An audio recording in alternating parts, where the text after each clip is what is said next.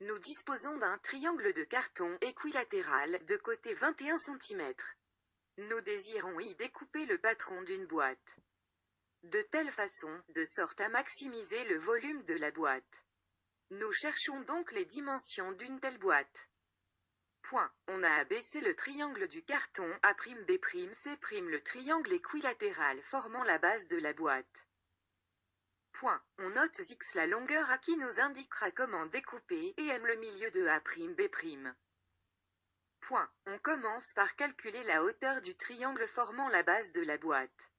Comme c'est un triangle équilatéral, le triangle A'C'Em est rectangle en M, donc on a l'égalité suivante qui nous permet d'exprimer C'Em en fonction de X. À partir de ça, on exprime l'aire du triangle intérieur. On sait que AB égale 21 cm et que A égale BD égale X. Et comme H et D appartiennent à AB, on a A'B' égale 21 de XCM. Point. D'où l'expression de l'aire, base fois hauteur divisé par 2, ensuite. On cherche à déterminer ce qui deviendra ensuite la hauteur de la boîte, c'est-à-dire A'H. Point. On sait que le triangle A' est rectangle en H, d'où cette relation permettant de trouver A'H en fonction de X. On a l'aire de la base et la hauteur de la boîte. Celle-ci étant un prisme droit. On obtient ainsi son volume en multipliant R fois hauteur. Ensuite, on développe l'expression.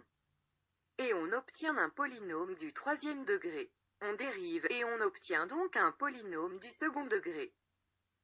Point. On va donc pouvoir trouver, en passant par le discriminant, les racines du trinôme. Point. Il nous reste ensuite à dresser le tableau de signes de la dérivée, signe de A en dehors des racines. Rappelons que la fonction du volume est définie sur 0, 10.5, afin d'obtenir les variations du volume en fonction du volume en fonction de X. On remarque bien un maximum, ce qui permet de conclure que le volume maximal de notre boîte est 171.